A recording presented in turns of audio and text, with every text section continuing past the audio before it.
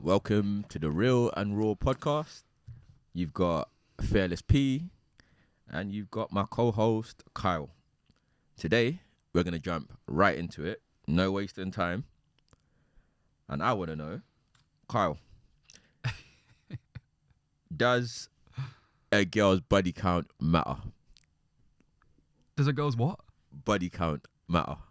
As in, How many guys she slept with? actually, for me personally, Yeah. it comes to a point Yeah. where it probably would matter.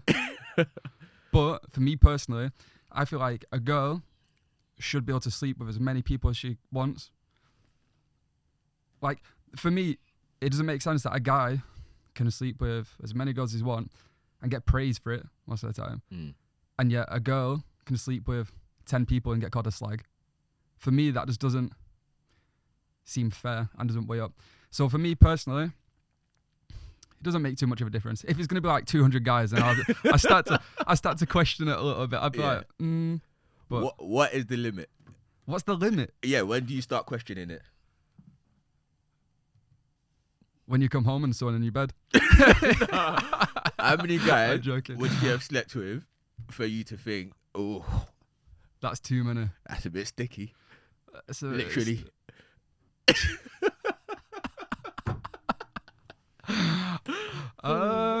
I honestly couldn't put a number on it. You must have a number in your head. Oh, this is just instant drama, isn't it? Let's say everybody's young once, isn't it? So Yeah. let's say 80 to 100 would start. Jesus Christ. Really? Okay, maybe less. 50. 50. 50. Yeah. Is that really your limit? I don't really have a limit. Like Right, it depends, and it depends how long ago it was. How long ago it was as well. So you've met a girl today. Mm-hmm. You've got along. You've taken her out. Mm. Conversation is good. Everything is good. You've asked her, not that you would, but you've asked her, how many guys have you slept with? And she said 50. And this girl's 32. Playing that conversation in my head, I wouldn't be that bothered. Okay. No. My next question would be like, I don't know. Well, my next question probably wouldn't be when was the last one. But, but if it's like I'm 32 now. If she's 32 and 40 of them were when she was 20 years old, that doesn't make a difference to me. So you think a woman that slept with 50 guys can still emotionally connect with a man properly? Yeah, because a guy that slept with 50 girls can connect to a girl emotionally. Right, so the next question would be, do you think... Wait, hang on. I want to know, before we Yeah. go on to your next question, I want to know your opinion on this. I think there is a limit, and I think my limit would probably be... So I haven't thought about the limit before, so this is just me thinking about it right now. I would say my limit would be 30. 30. Yeah, because in the day and age we live, men and women are very sexually active. So you can imagine if someone's 32, they've probably lost their virginity at 18. Yeah. 30 is probably around 3 a year. If they've not been in a long-term relationship, 3 a year ain't too bad. But they could go on a holiday in Magaluf when they're 18 and Get ran through. run through 10. Jesus. Then that's a group already gone, isn't it? That's true, but then, do you think a girl getting run through by 10 guys, is she mentally there? Is that someone that you could mentally connect with? If she can get run through by 10 guys, let's say in a week. In a week in Magaluf. Fuck Aloof, we call it. Fuckily. Maybe not. It depends on I think it all depends on time, because I think people learn a lot over a period of time. Like if that was something somebody did when they was 18, 19, 20, and now they're 30, I feel like 10 years is a long... People change drastically from one place in their life to a completely different place in 10 years. So I think it all depends. I think there's a lot of different playing factors within that question for me. So, that being said, if you met a woman that used to be a porn star, Mm. could you still go out with her?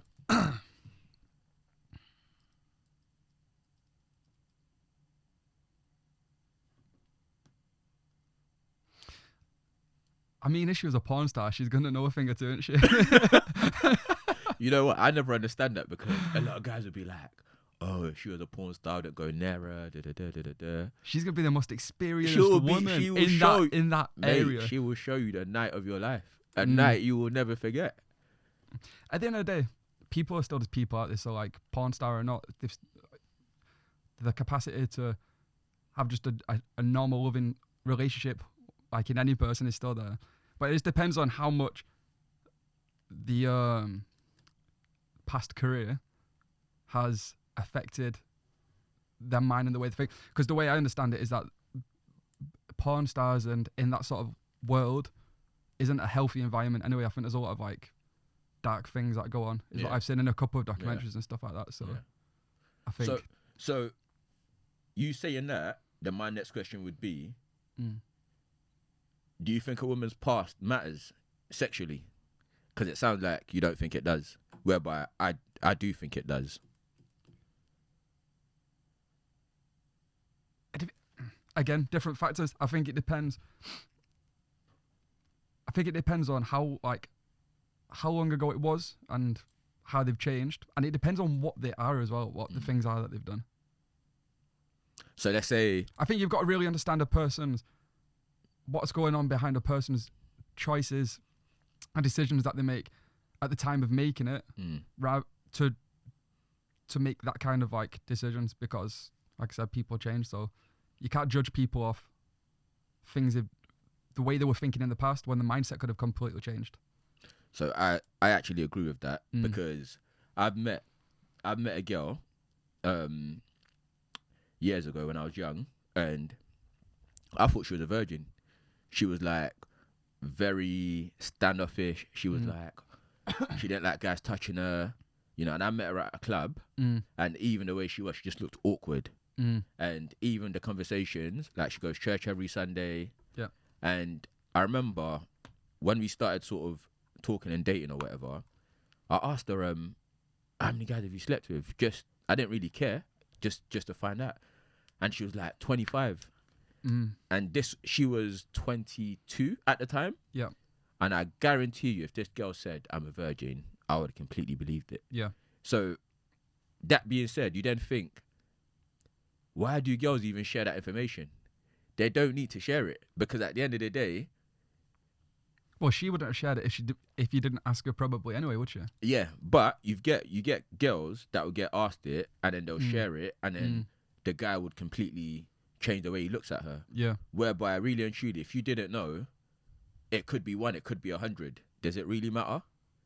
So that's where I fall on both sides in a way. Because if you tell me that you slept with, let's say, 30 or more guys, then I'm like, wow, that's quite a lot.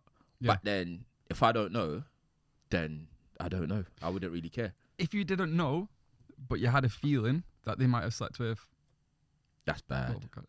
That's bad. Yeah, if I have a feeling that means you're doing something that's like, making you that's think, making, yeah. You know what I'm saying? That means you're a little bit, a bit. You're moving a little bit. You're moving a little bit sluttish. Hey, we just say it how it is. It's the Raw and Raw podcast. We do not sugarcoat. If you're moving like a slut, if you're out every weekend with your mates, getting drunk or whatever else, not for me. Definitely not for me. Depends what you're looking for, innit? True. It depends what you're looking for. And you know what? I never understand when like we was talking about earlier. I never understand when the guy goes, "Oh, I want a girl to show me a good time or whatever else, but then I want her to only have slept with like 2 guys." Like the two things don't make sense, because practice makes perfect. So if a girl is well practiced, she needs to get the practice from somewhere. She couldn't have just slept with 2 guys and then be super experienced and super good in bed. And then, you know what I'm saying? So for me, that's another thing I find weird that guys say. Plus, if one of your things is that you're looking for a girl that's experienced, that means that you're not confident that you can teach her the experience yourself. That's true. But then another thing I want to know, like, I've met a couple of girls, and I swear to you, like we've got close, they've got comfortable, and I've asked them like, what is your fantasy? And they've said, I want to get I want to get dominated by two men. And I've kind of thought, geez, like, I don't know if I could take you seriously no more after you said that. But I have a funny one. So I was speaking. a lot of them think that a lot of these girls, that's their fantasy. And I was speaking to a girl not long ago on Tinder. I've deleted it now. Yeah. It's a bit of a waste of time, I think. That's a conversation we can get in at some we need to talk about Tinder. So anyway, there was this girl, and I was speaking to her, and I noticed in her bio it said, you have to let me call you daddy.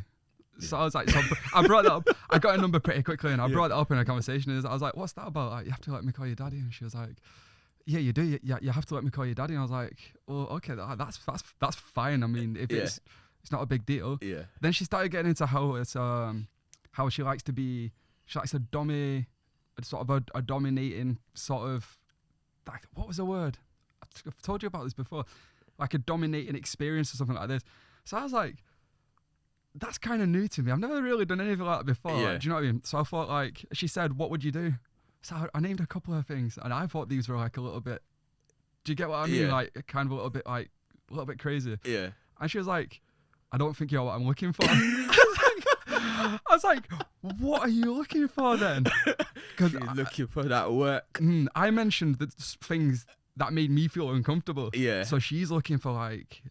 She's looking for something more than that. She's looking for like, not even Mr. Grey type stuff. She's looking to get choked out. Exactly. Well, so let me ask you then. If a girl said, my fantasy would be to maybe have like sex with like 4 guys at a time, or like get dominated by 4 guys at a time, would that change the way you look at her? Let's say you guys are talking and yeah, that would. I'd say we'll go and find you 4 guys then. Yeah, but remember, you're still talking. She's not your girl. So all right, yeah. So you're just talking, and I mean, if that's your answer, then that's your answer. But like at this stage, you two are just still getting to know each other, and she's being honest with you, because she could be like, "Oh, I haven't got any fantasies or whatever else." If I was talking to somebody and they came out with that, like, hey, this is one of my fantasies. Not just came out of it, like you guys were talking about it. Yeah, well, I'd still be a little bit concerned. Why would you be concerned? Well, because her fantasy is to get ran through with 4 guys. But it's a fantasy. So, but if she's with you, fantasies can come true. If she's with you, she would be committed. She wouldn't do it. But it's just a fantasy. And also as well, if that's her fantasy, then it could going forward, especially now it's said. Now it's out there. Now it's out there in the ether, right? You could go forward, and then every time you're trying to like do your thing, you'd be like, yeah, that was good, but I'm not 4 guys. Yeah. How are you going to live up to a fantasy? So you reckon it might even make you a bit insecure? Well, no, it would always be in the back of your mind, wouldn't it? Like, her fantasy is 4 guys. I don't know how we even get into this conversation. Because this has happened to me. I was literally talking to a girl, and then I was like, she was like, "Oh, what's your fantasy?" Yeah. I was like, "Oh, to have a threesome." And then threesome's different. A threesome's not 4 guys. It's just a couple more guys, though, isn't it? No, it's just a couple more people, though. That's different because. And do you know what's funny about this? Because, and this is again, I was saying before, like, why should a guy be able to sleep with loads of girls, right? Yeah. And a girl can't sleep with loads of guys. But I can guarantee there's a million guys out there who would have a fantasy of having 4 girls in his bed. 100%. So loads of guys would have that fantasy. So how is it any different with girls? Well, on that subject, I think. But it would put me off a little bit. Being truthfully honest. So when that girl said that was her fantasy, it did put me off a little bit. But at the same time, I thought to myself, she ain't the first one to say it either. Yeah. Like, I've had female friends who, again, comfortable with me, no judgment, and I've asked them the same question, and they've said that exact same thing. Oh, I want to have a threesome. I don't mind if it's with 2 girls and a guy, or 2 guys and just me, but they just want to have a threesome experience. So a lot of women have these fantasies, and we just think, wow, they are allowed to have fantasies just like us. But on the subject of why is it different for a man and a woman, the reason why it's different for a man and woman in my eyes is I feel like men, when we cheat, it's a lot less emotional. Like, you've probably been in situations where you've had one night stands and you could barely remember the girl's name. Mm. You know what I'm saying? Or where you've been in a position where you've just had sex with a girl, she's probably not even your type, but you were just feeling horny at the time. Mm. But rarely do girls just sleep with a guy with no emotion at all. Mm. And when they do, it's because there's like internal issues normally.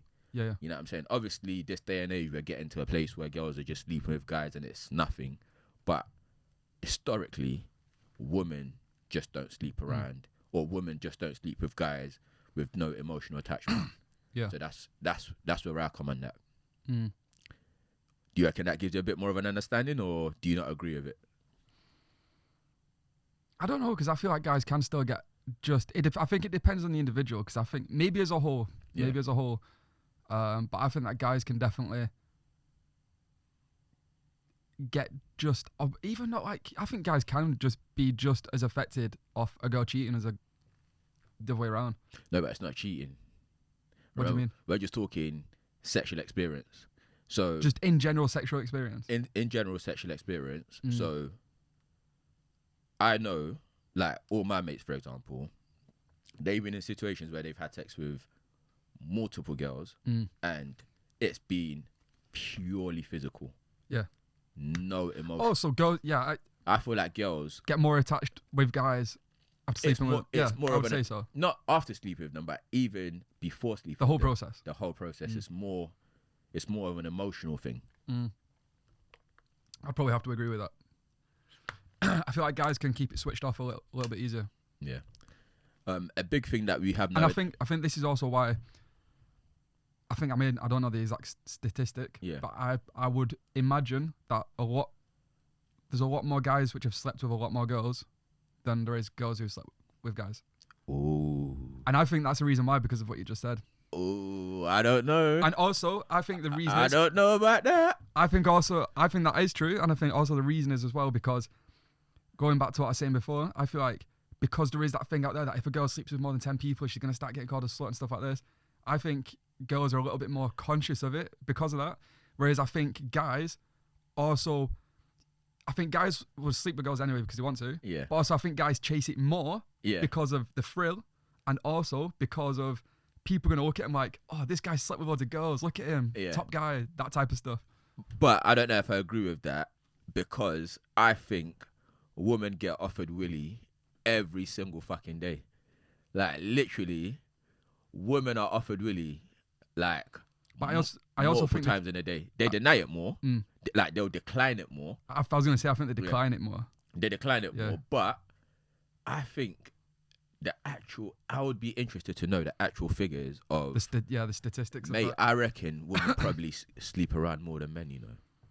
I wouldn't be shocked if the statistics said that women sleep around more How than would you men. even know? You see, this is one of those things as well. Like, if you used to search this to try and find out, like, if they did a study, right, people are going to lie because girls aren't going to openly start saying, like, yeah, I slept with, 10 guys this year so far. Whereas guys might even increase the numbers. They'd be like, yeah, do you know what? I slept with 20 girls this year. Well, the rule, obviously, it's not an actual rule. I've heard this before. Yeah, the rule is whatever number a guy gives you, you got times it by 3. Or No, divide it. Divide it by 3. Sorry, divide it by 3. Yeah. And whatever number a girl gives you, you got times it by 3. That's the rule. And I'd say that probably has some accuracy in that. Yeah, some accuracy for sure. So that being said, what do you think men can do to be more attractive? To be more attractive to the opposite sex? because it's not looking good for us. I must say, listen, the amount of guys that I know on Tinder, Unhinge, that spend a year on there and probably get like 3 or 4 matches after swiping. Where do they swipe? Left. Wherever they swipe, left or right. After swiping left or right for like a whole year, they'll get like 3 or 4 matches. The amount of guys that I know. It never used to be like that. So I've used Tinder twice before, long time ago, years ago, and it was different then. You'd get a lot more regular like matches. Yeah. And now it's it's a lot more. It's a bit more of a waste of time. So I've seen a statistic on TikTok actually for this guy on a video, and it basically said that an average looking guy. Yeah. So you've got an average looking guy. For every 200 swipes, on average, they'll get two matches back. Wow. For every 200 swipes. That's a percentage of 1%. And that's an average looking guy. He actually worked something out of this as well. It goes on. I can't remember the exact statistics, but he goes on further and basically shows like how if an average guy is only getting 2 likes every 200 swipes, then it shows how like they're going literally for it, because for somebody to be above average looking, you've already narrowed the population of those males down to like a very small amount. Yeah. And then there's even more factors that go into it. So the girls on Tinder now must only be liking like 10% of guys. Smaller than that, really? probably. Yeah, I would have thought so. So that's interesting that you said that, because... But there's... So to answer your question, I think there's different elements that you got to look into. So what was the question? To be more attractive to girls? Yeah. I think there's different elements that you look into, because I think you've got the online element, which is, like, let's say, pre-meeting girls. Or, so say, for example, on Tinder, before you even meet the girl, you've then got to make... When it's that situation, you've got to make sure your pictures are, like, premium pictures these days. You got to go to a... Got to go for model pictures. You got... And there's... You got to find a nice outfit. you got to get a pedicure. You got to get all of it done. Listen, you've literally got to go to that photo shoot like you're about to like go for a row or something, or do a modeling pic. There's so much thought put into these things. I've seen like videos on how to increase it and stuff like that, how to increase your rate and stuff like that.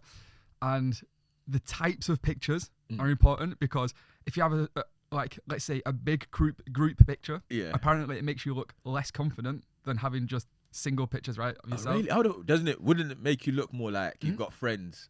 That's what I would have thought, but apparently not. The types of pictures. So, like, if you have a full body picture, apparently it makes you look less confident than having like a 3/4 picture. There's so many things into it, right? Wow. And these are all the things that make you more attracted to a girl, not in person. I think in person, the most important one is confidence by far. 100%. Because I don't think I've seen, I don't want to call guys ugly, but I've seen like not very, let's say, average looking guys put really nice girls or chat to really nice girls just through the fact that they've actually gone over and spoke to. You see all these really nice girls and stuff like that, and you think like, I'm not going to go over and chat to them, because why would I? Because the chances are they'll all this, da da da da. But realistically, most people are just nice people anyway. Yeah. So if you went over and just chatted to one of these girls, chances are, even at a bare minimum, she's just going to chat back and be nice anyway. Yeah. Because at the end of the day, people are people. So it's more the case of getting turned down by an attractive girl that puts most people off. Right. Just on a different subject. Let me know if I'm all right to tell this story about Spain. Yeah. Go ahead. Them 3 girls from Austria. Yeah, go ahead. So that's a good example, actually. That's a very good example. Me and Carl was in Spain, and was wondering about drinking, just having fun or whatever else. And then we spotted these 3 girls. Well, Carl spotted these 3 girls, and then they were very attractive girls. They were like all 3 of them. All 3 of them were super attractive, like model looking girls. And Carl was like, bloody hell, Paul, I'm gonna talk to them. I was like, go for it, mate. He was like, them girls are so fit. It was so back and forth in my mind. I talked myself out of it and then into it and then out of it. He's like, them girls are so fit. I was like, mate, listen, you gotta do what you gotta do. Like, and then all I see is Carl just walking straight up. I'm like, okay, I better follow him, Be a good wingman. So we got over there, and as soon as Carl started talking to them, they were the friendliest. By the way, I 100% thought I was going to get rejected straight away. Yeah. It was more, at that point, it was more a case of like, I've talked myself into it, and then I was going to turn and I was going to go away because I felt like self-conscious or whatever. Yeah. And I thought, I'm not going to allow that side to win, because Yeah. when you do that, it starts having a snowball impact in your life. Yeah. If you ever self-doubt yourself in a situation, get that situation done, Yeah. because it's going to grow you confidence so much more for the next time you're in that situation. Yeah. But that's just an example of, sometimes you just gotta like not overthink it and you just gotta go for it. Or That's some examples of confidence. if you do overthink it, like I said, the best thing you can do if you overthink something is just get it done. Because if you kind of like exposure therapy, if you get yourself so far into it and then you decide to back out, what does that teach your mind for the next time that situation comes up? Your brain already subconsciously is like, come on, we tried that last time, I'm not good enough for that. Yeah. Whereas even if you go up to there and you get turned down by not even a girl, like whatever situation it is, even if it doesn't go right, the fact that you've had the courage to do it is going to make you so much more ready and courageous for the next time a situation like that comes up. Talking about how men can make themselves more attractive to women, we've said that on Tinder, the statistics are like 1 out of 100 swipes before you get 200. Oh no, yeah, 2 out of 200. Yeah. So before you get a match, how are men supposed to operate with them kind of odds? Well, that's Get off online.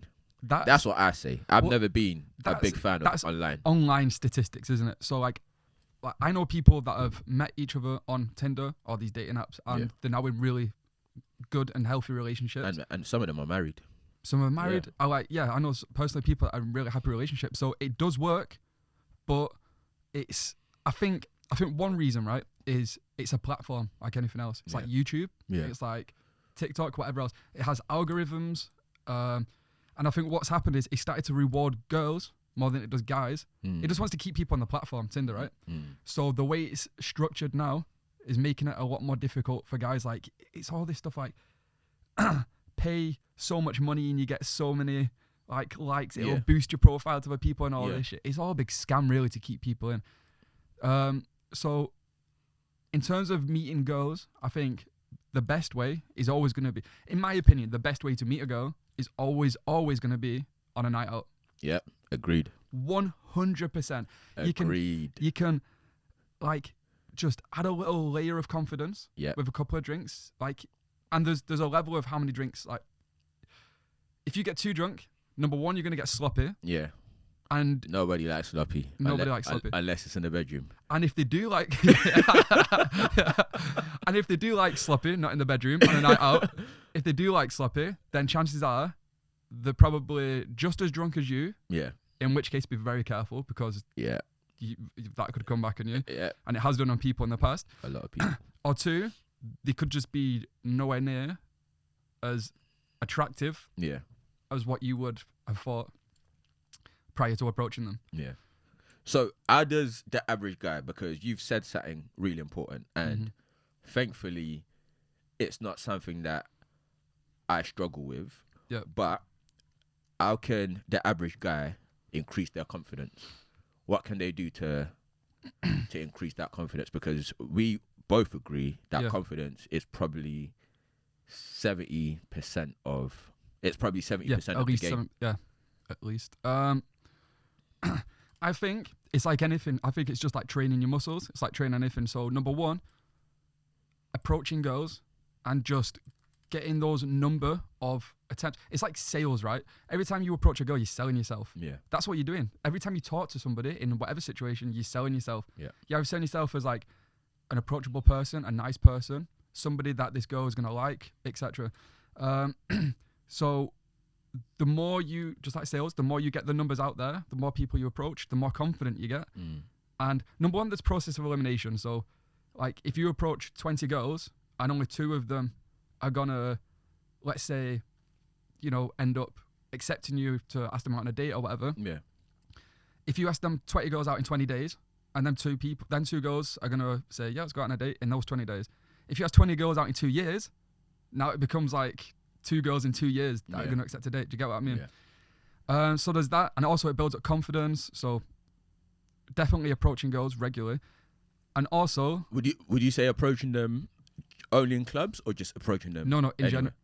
In clubs is one way, but it's too easy, isn't it? Because you've got the the fake confidence. Yeah. Building it up naturally. Yeah. Which by the way is like, I'm not exactly like the perfect person for this. Like, I'm so self-conscious when doing this. Yeah. But occasionally, So am I, by the way. but occasionally when I do get myself to do it, just because I know that I'll grow through doing it. So it's definitely worth doing. And number two, like, look after yourself. So, Yeah. do you know, girls are always going to look out for guys that actually look after themselves. Like, make sure your hair looks quite nice. Like, Yeah. don't wake up in the morning and just get out of bed and just feel like, if you feel shit about yourself, how you look, Yeah. then everybody else is going to pick up on that. Yeah. Make sure you feel good and you look good. Have a That's gonna shower. help. Have a shower. Have Very a- important. Don't stink. Do not listen. If you stink, that it's game over for you. You can't. You won't even get your foot through the door. But so a lot. Just to add on to what Carl said, I think it's very, very important to approach as many girls as possible, and you don't only have to approach girls to sort of ask them out. Just talk to girls in general. Friendly manner. So sometimes when I'm at the gym, let's say we're in the sauna and there's someone in the sauna with me, like a female, she might just be like, oh, it's bloody hot in here. And then I'll pick up on that and I'll be like, yeah, it's hot. How was your gym session or whatever else? It's just chatter. It's not, you're not trying to ask them out on a date. You're just trying to get comfortable with speaking with girls. So once you're comfortable speaking with girls, it then becomes a lot easier to sort of approach girls, because they're not monsters. They're not going to bite your head off. They're not going to tell you to fuck off. Hopefully. It does happen sometimes, but... and by the way, I think this goes for not even just girls. I think this goes for everything. Like, yeah, approaching people, don't even just approach girls, approach people in general. Like, that's how you're going to make... Yeah, it's how you're going to find girlfriends, but it's how you're going to make friends. Yeah. It's how you're going to make business partners. Yes. It's all them things come through approaching people. If you don't train yourself in approaching people, because conversation is a skill. Approaching people is not a skill, but approaching people is the courage. It's a skill, isn't it? Because it takes a bit of courage. Because so many people now, like, there's people that literally just, especially doing office jobs and stuff like that, you'll sit at home and some people just never really connect with other people. Yeah. So you lose that ability. So it's definitely worth keeping on top of that and trying to, like, regularly train yourself. Be a talkative person. Learn to be a talkative person. Yeah. And I would say talk to the opposite sex more if you can, because there's a different dynamic when it's a man. It's harder to do, isn't it? It's harder to do. And a lot of men, they just freeze when they're in front of... The self-consciousness comes into play more with girls. Yeah. Yeah, definitely. So that's why it's good to do that. Do approach as much as possible. Like Carl said, keep yourself clean, keep yourself well groomed, and something that really helps with confidence is going to the gym. So do try and get to the gym 100%. as much as you can, you know, and when you are at the gym, actually use the gym. Don't just go to the gym and then not do anything. As a start, at least you go to the gym as a start, but do try and work out on stuff that you want to build on. So I'll give you an example. When you work on your arms, your clothes fit better, like everything just fits better, and it makes you feel better for one. It makes you feel better, and also it looks better. Like, some people might disagree with this comment, but everybody's entitled to their own opinion and their own sort of their truth. Yeah, their own truth and their own, like, non-negotiables, right? Yeah. So for me personally, I'm into, like, a lot of health, fitness. I like to train and stuff like that. Yeah. And why I have nothing against bigger girls at all. Yeah. People are people. I respect people in every way. I'm a friendly person. Yeah. I love all people, to be honest. But for me, I wouldn't get into a relationship with somebody that's bigger. I wouldn't, like, for me, I'm more attracted to people that, like, look after themselves. Yeah. And that's not even just because of physically how they look. It's more because of the mentality that it has behind that as well. Yeah. Does that make sense? Yeah. And there's absolutely nothing wrong with what you've just said, because you could only be with what you're attracted to. If you're not attracted to a bigger girl, then you're not attracted to a bigger girl. So, again, it's the same with the opposite sex. But remember, like what we said, women generally have a lot more options than men. So you've now got to make sure that you're in that top 10%, you know, or even 10%, 20%, whatever. But if it's your personality, through confidence, if it's your looks, whatever it is, you've got to find a way to make sure like you are one of the chosen ones or you are one of the chosen few. And some people might say like, oh well, I'm a below average looking guy. Yeah. So how am I ever going to get into that top 10%? How am I going to compete? Well, now you've got to work more. Try and get yourself looking and feeling good. Yeah. Be confident in yourself and try and learn how to be confident in how you look anyway. But also work on that confidence even more of going up to girls and approaching girls, because that's where it's going to become more important than ever. Yeah. Because there's some guys that look on the other foot. There's some guys that are like some of the best looking guys in the world. Yeah. And they don't have the confidence to talk to girls. Yeah. So a girl could come up, they could chat to a girl, and then the girl could literally look at him, and he's just like crumbling because he just doesn't have that confidence. And that girl isn't, even if he's the best looking guy in the world, she's gonna walk away. That is, and I've got friends like that. So that is so true. Being personality, funnily enough, I think wins over looks the majority of the time. I agree. You know, but the thing is, you want to have both. You want to give yourself the best chance of getting chosen, you know, or you want to give yourself the best chance of sort of getting the right reception when you talk to girls. So you got to work on your looks and your personality. And with the looks, we've mentioned gym. With the personality, we've mentioned that you should speak to as many sort of girls, guys as possible. But also, just get that experience. But do things that are outside your comfort zone as well. 100%. That's in a way what that is, isn't it? Yeah, you've got to do things that are outside your comfort zone, because that's gonna improve you as an overall person. I mean, I don't know if there's actual data to back this up, but in my opinion, doing stuff out of your comfort zone, even. This isn't just approaching people, but let's say you're going, I don't know, rock climbing or doing something new. Even if going somewhere new and doing something new is out your comfort zone, which it is for some people, doing stuff like that is still going to have a knock-on effect to even when you do try and speak to people, girls or whatever, because you're just building up that general confidence anyway. Yeah, very true. Right, woman, I'm about to have a little conversation with you guys. We love you in general. We really, really, really do love you. However, what is it with women these days when they're like, oh, what do you want in a guy? I want a guy that makes over 100K. I want a guy that's 6 foot tall. I want a guy that's fit. It's like, where are you going to find these guys? Love Island. So, how do you think when guys are seeing that all over the place, how much pressure do you think that puts on guys? I think it... And is it realistic for girls to think that? Personally, I've not seen that many girls that think like that, but I know it is. Really? But I know it is out all over the internet. Literally. Well, this is the thing, isn't it? So, like, I think the internet... So, for the people that do think like that, the internet is probably one of the biggest parts to play, because we have all these fake idols out there. And wait, you've said... a guy needs to swipe however many on Tinder, yeah. So 200 that's times. That's 1%. That's a 1% success rate. These girls are obviously on Tinder looking for a specific thing. So clearly, they're not just there for fun. So clearly, they are matching with people. Yeah. So they probably match. They're all probably matching with the same guys. That few percent. Yeah, so you've got 95% of guys having to swipe left or right 100 times before they get one match. And then you've probably got 5% of guys that are just getting matches every single day. They're like, bloody hell, I can't. And to be honest, like, I guess in a way, chances are they've probably got money. Some kind of like reflection of having a lot of money in the pictures. Yeah. They would have to be obviously above average, because of them guys are taking 200 swipes. Them guys got aching fingers. Yeah. So I guess there might be some truth in that then, to be honest.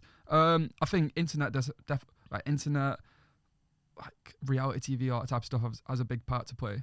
Because if none of that existed, right? If internet, and because all internet is like social media, not just internet. Yeah. So that's you get all these people influencing other people's opinions, or like, let's say, for example, certain brands selling stuff and influencing people. Have you ever been on what's it called?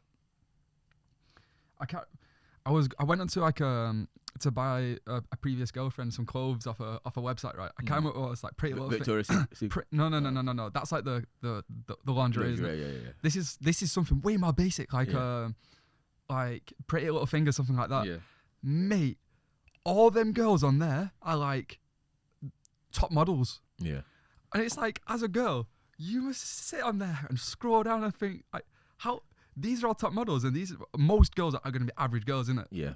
And they're like, how do you put yourself into the same thing? So the internet and social media definitely has a huge impact on what girls are looking for, and what guys are looking for as well, though, I think, to be honest. But you say that, but I don't feel like guys have the same outlook, because guys are not like, you've got to be this, you've got to be that, you've got to be this. Half you've got to be this and you've got to be that is more like, you've got to not be fat, you've got to not be like hairy. But don't most guys, like, if you used to ask most guys what they're looking for in a girl, right?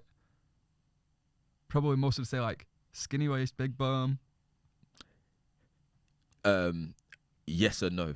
Yes or no, because they'll say, they might be like, this is my ideal type, you know, but it's not my only. It's not my only type. Like, yeah. I know your type, for example, is slim waist, big bum or whatever else, pretty.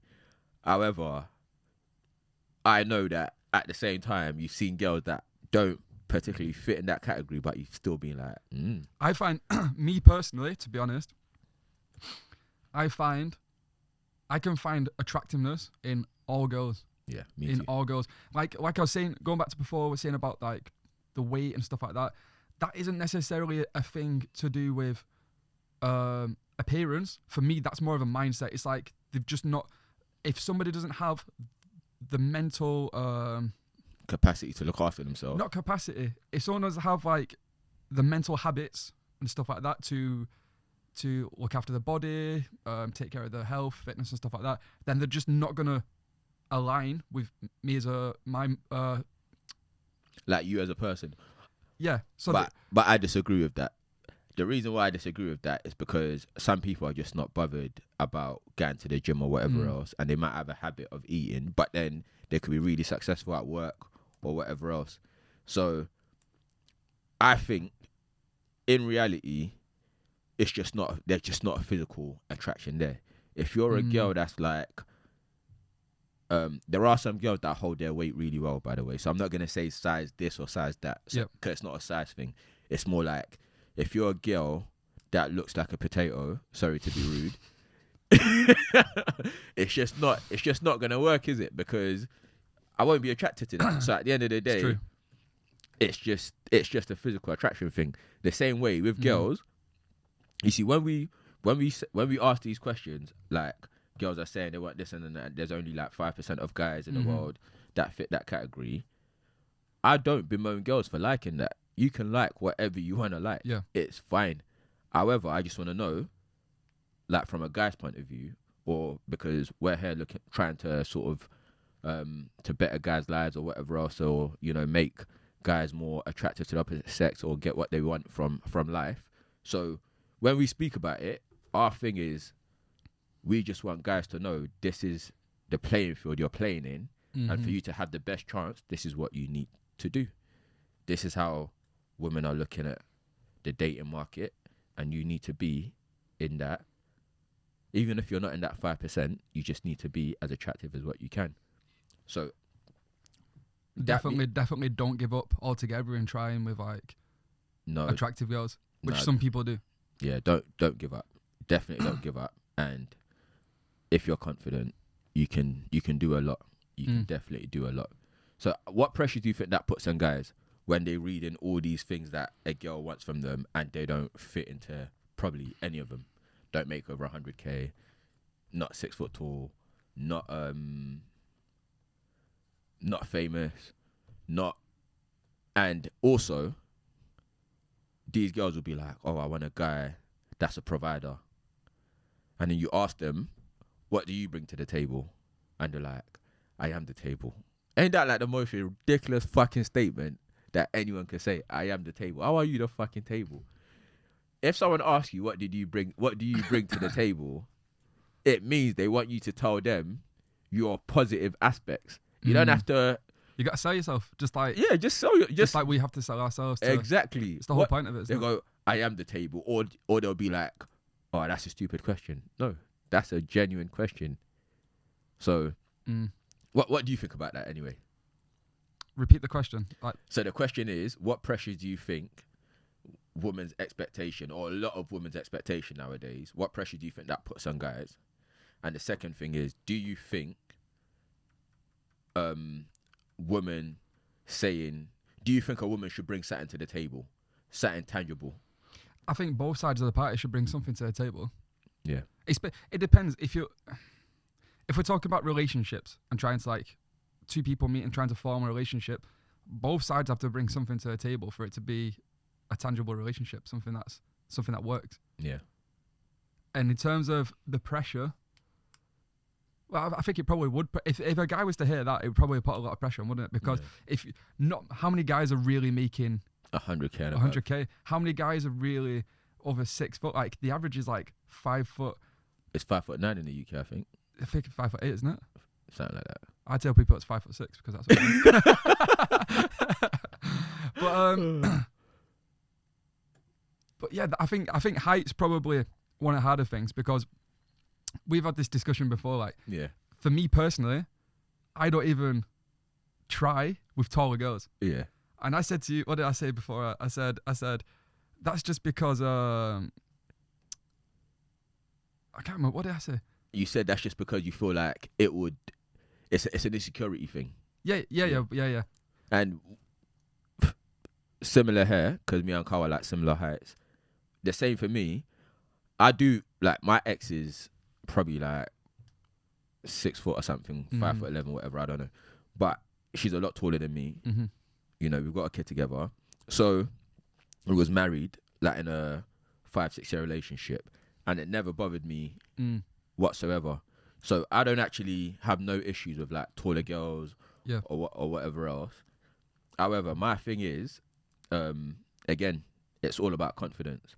I think when women say, oh, I want a guy I feel like it's more maybe shorter guys. And Carl, for example, good looking guy, doing well for himself, like confident, knows how to talk to girls or whatever else. If he's saying that makes him feel insecure, it's going to be like that for the majority of guys that are.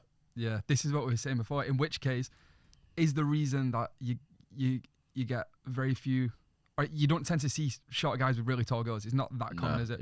It's rare. I always thought it's because, like, for me personally, it's just like, why would I go for a girl? She's taller, it's going to make me feel insecure and stuff like that. But maybe that's the reason that you don't get it that often, because maybe it's because the girls, tall girls, don't really want to approach the short guys because they're insecure. Yeah. I mean, girls don't really like approaching in general anyway, do they? Well, no, but like, yeah.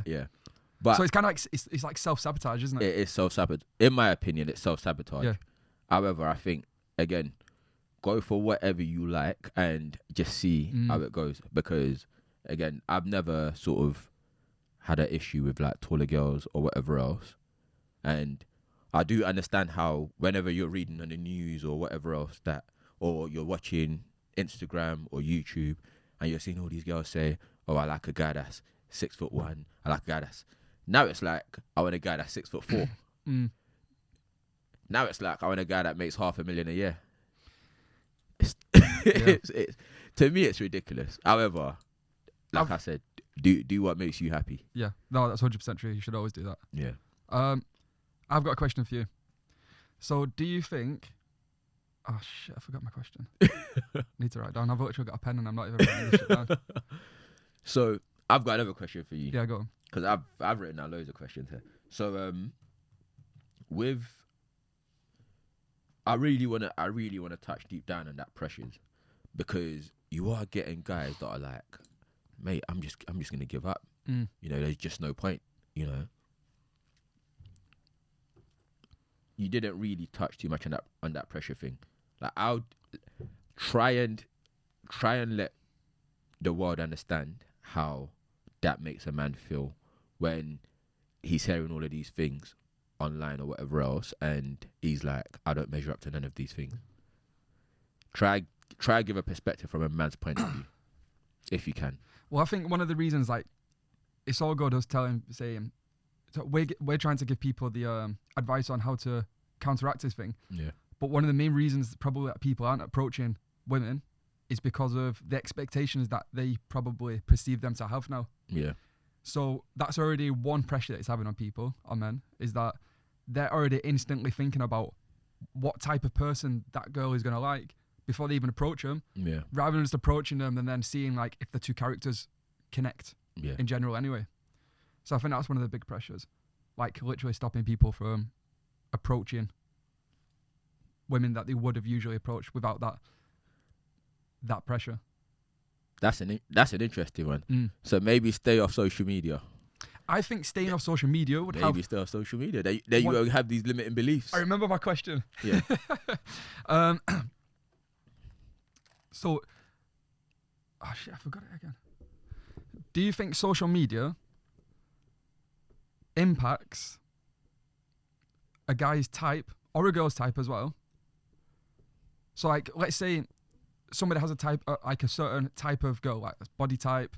Do you know how people always say, like, what type of girl do you like? Blonde, big boobs, big bum, but da-da-da. Yeah. I know a girl would say, like, oh, tall, dark, handsome, and all that type of stuff.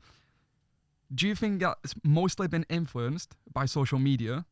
Because for me personally, I find it a bit funny how people always tend to stick to the same sort of ideas. It is definitely. Or do you think that people's types have come from what is truly their type? What, biological?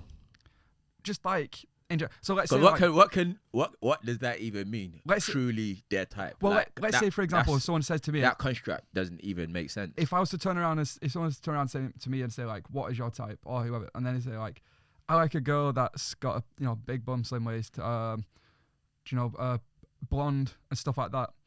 Do you think that is truly their type? Well, quick one on that. Biologically, so, I read a study somewhere that says that a big waist, what am I saying? So thin waist and a big bum. No, sorry, it's like a thicker girl basically, like a thicker girl, not a fat girl, but like a thicker girl. Yeah, I've heard that men in the olden days used to like them type of women because it used to show that they could sort of have kids or like they were fertile. Exactly. But probably among other things as well. Yeah. This is what I'm saying. Like, in different countries, people have different types. Yeah. Even though all people are the same. Yeah. Like, do you get what I mean? People have the exact same bodies. Just some are bigger, different hair colours. Some have like shorter legs, longer legs, etc. Right? Yeah. Now, the type, even in the same, like let's say the UK, for example, people's types 200 years ago were probably very different to people's types now. Yeah. So for me personally, that shows that like social media has influenced people's types a lot recently. 100%. And I think what it's done is as well as I think like while people would have just kind of gone for whoever they were attracted to a long time ago, I think social media is creating one whole picture of a type of person, how a type of person should be, or how to.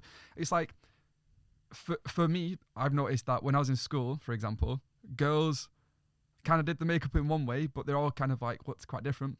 But now, girls seem to do the makeup all in one. Like you could put 10 girls next to each other, and they can look very much the same once they've got the makeup on.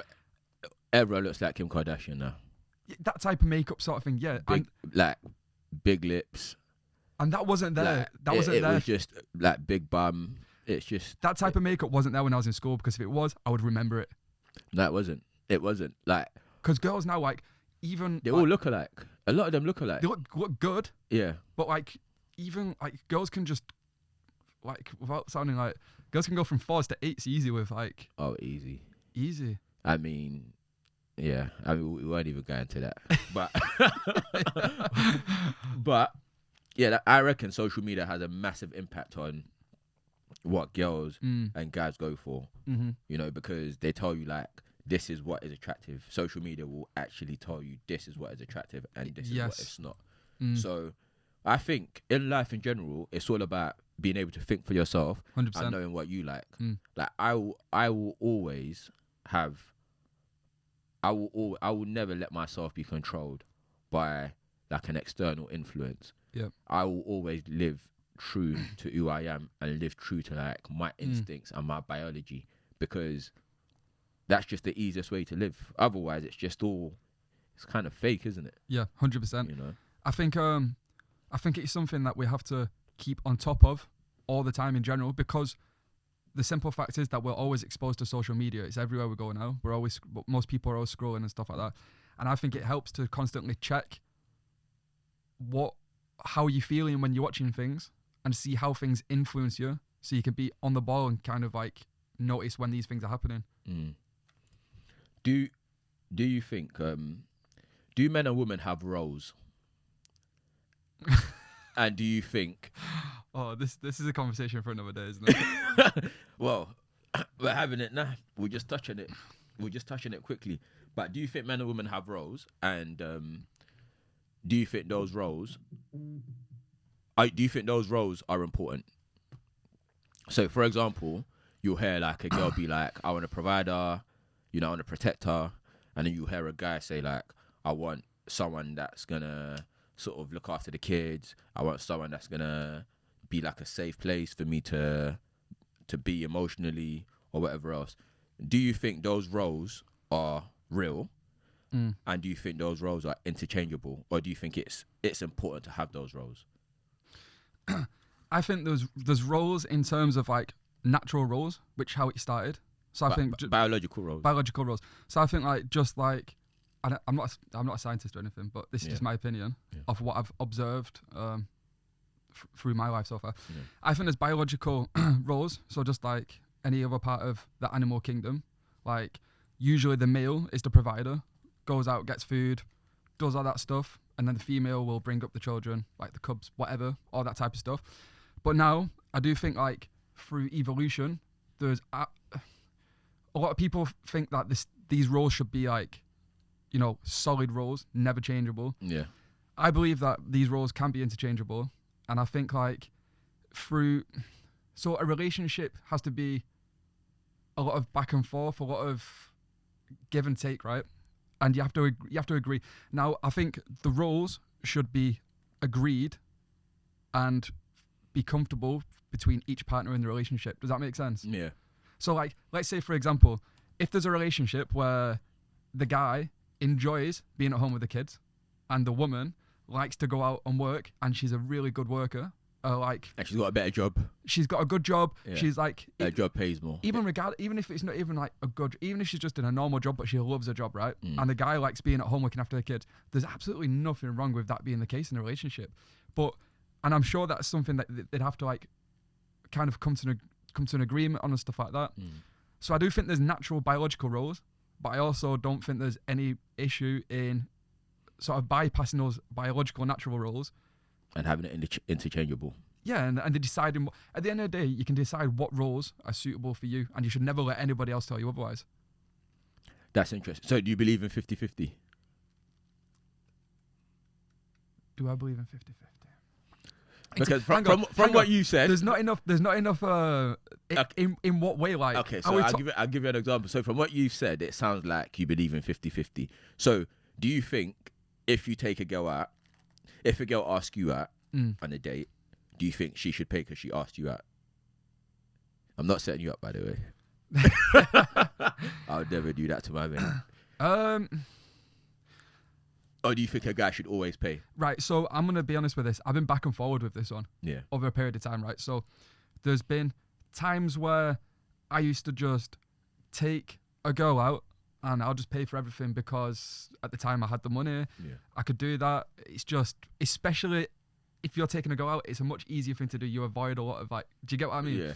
But there's also been times where I've taken girls out and it becomes a split because I like to test to kind of see like where they stand. Like, are they expecting everything? Yeah. Do you get what I mean? Yeah. So I've kind of been back and forth, and I don't know what the right answer or the wrong answer is. I don't have a solid opinion on either way, to be quite honest. Politician. That's the truth though. Do you know, if I was to sit down and is that the truth though?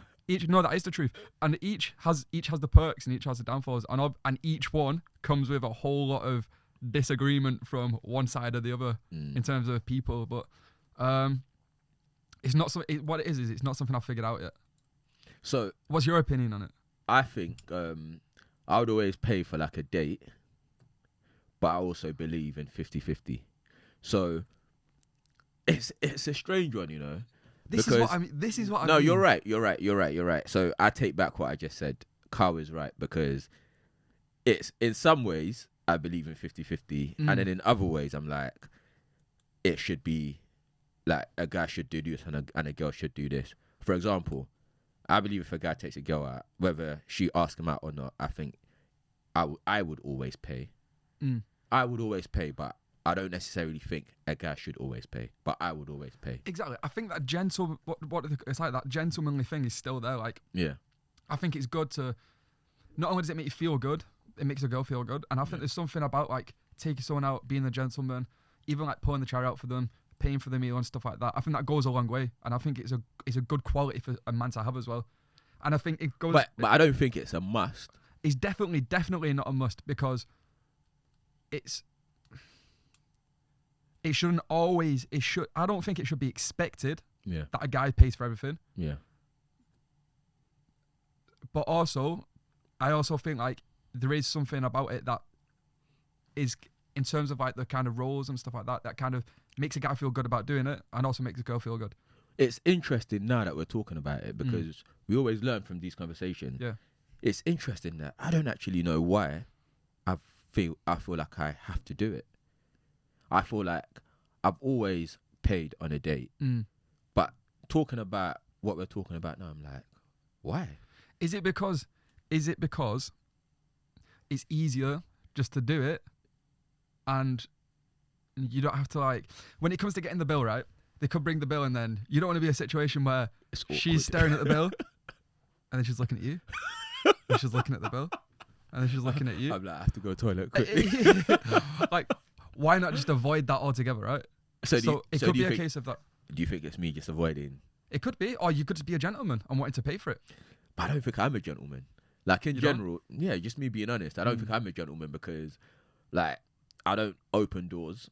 You know, I would pay the bill, but I wouldn't open a door for like a girl or whatever. Like, that's not my natural thing to do. See, these are things that I do those types of things. Okay. Usually. So, and then what else? I might not like pull out a chair to sit down.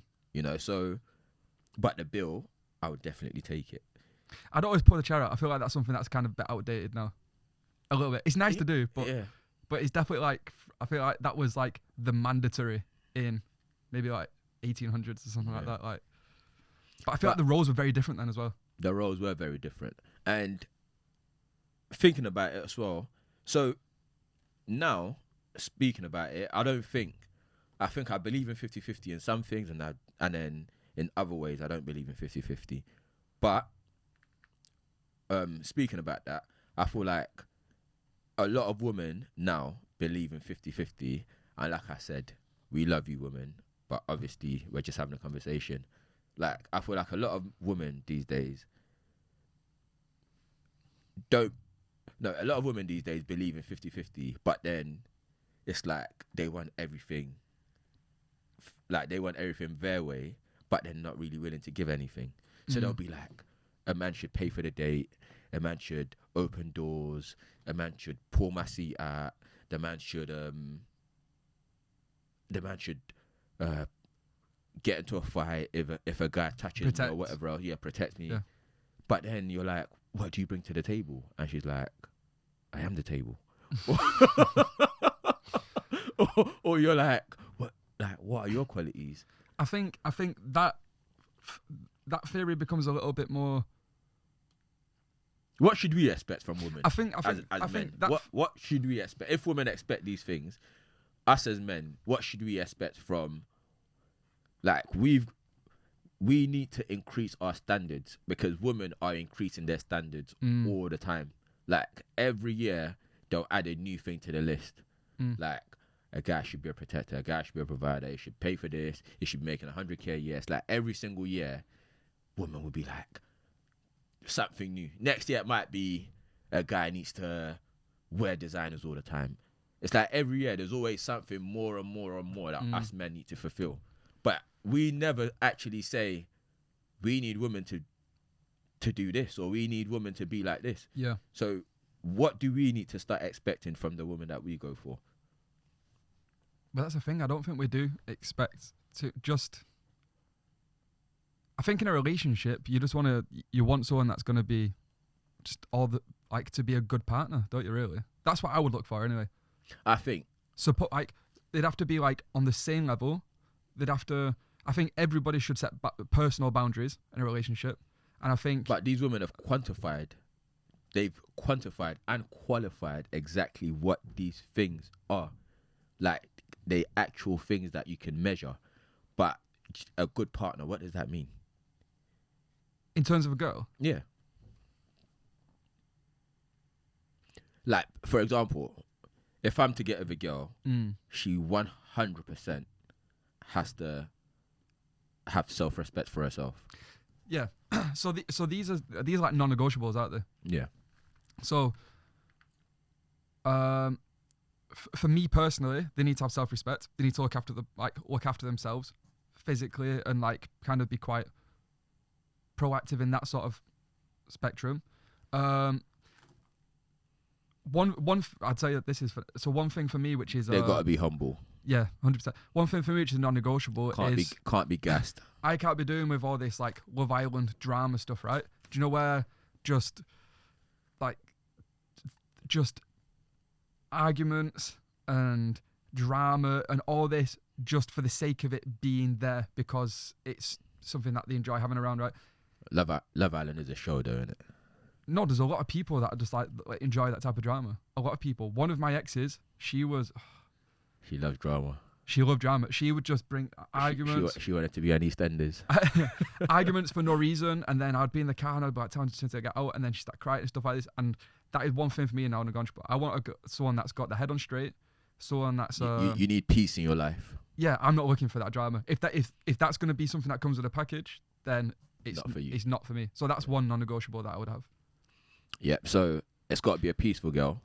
It's got to be a humble girl. In terms of quantifiable stuff, like if you're talking about stuff like, are they going to be at home and look after the children, and are they going to like do all this type of stuff? Are they going to be like the designated cleaner and all that type of stuff? Number one, I've not really thought that far ahead into it because I think it's something that you got to try and like figure out when you're in a relationship and in that stage. And obviously, I've not got kids or anything like that, but. What was it with? It's something that I would have to figure. Again, it's based on your previous relationship. What would you say? What roles did you not fit in mostly? 'Cause I'm not actually interchangeable, but would you just in general? So, see, that was a little bit different because we was very much on the move. So like a year and a half of that, so it's like 5 years, wasn't it? A year and a half was traveling. So during traveling, I'd be doing a lot of the work. She would do like a lot of the cooking and making the meals and stuff like that, and then that's how that type of stuff went. But you guys never discussed it. It was just how it was. It wasn't like you do this and I do this, or it's just. As far as I can remember, it wasn't discussed. It just kind of felt like that. Yeah. Okay. But then again, I feel like we did actually used to have quite a few meetings where we'd sit down on a weekend and we'd discuss like what's going on, who's doing what, and that kind of stuff. So it probably was discussed to an extent. Okay. So, based on like guys having better standards, or us having sort of non-negotiables, like you said, I think it's a really important thing for a man with self-respect to have. Like, you've got to have non-negotiables, and you can't just go for any girl because she wants you. That's the only way you're ever gonna get a healthy relationship is if you have non-negotiables.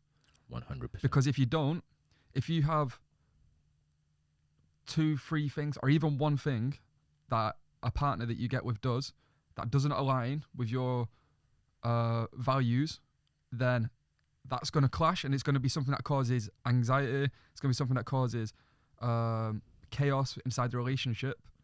So you need to have those non-negotiables just to stop even getting to that place in the first place. Yeah. So 100%. yeah. And them non-negotiables, you've got to stick to it as well. Because those are your values. Yeah. Like, I'll tell you one for me personally as well. So I liked sleep's important. Like, that is scientifically proven sleep is important, right? Yeah. So for me, and I want to be super productive in like business, fitness, going to gym and all that type of stuff. So for the way for me to do that is to get a good night's sleep.